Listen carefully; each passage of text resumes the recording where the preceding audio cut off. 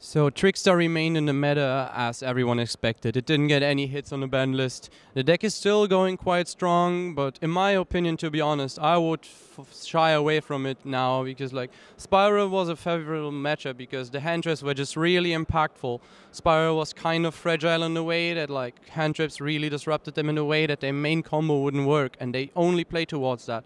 Well, like now these general hand traps like Ash and Ogre just take away splits of the pendulum combo, and you can just use them on like individual cards that advance their game state. Well, like you can't really completely stop their turn one, and they can also just play in a way where they just float around your weak monsters and never open the board up for you to get damage.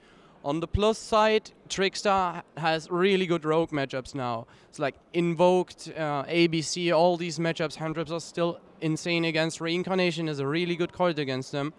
And the searchable reincarnation, of course, is still a big strength of the deck. Using Scapegoat and Link Mechanic, and now also being able to make Sayuya to draw into more backup cards if you need them, is like the deck really is still in a strong position, but the problem I see is just that overall its Magician matchup is really unfavorable. And the next problem is like the turn one setup is problematic against decks that don't really struggle against hand traps because the deck doesn't offer much as setup disruption, while other decks can establish big monsters who negate or disrupt stuff in your opponent's turn. So I personally don't see Trickstar being in that big of a spot, but I'm sure a lot of people will still play it and it will do well overall.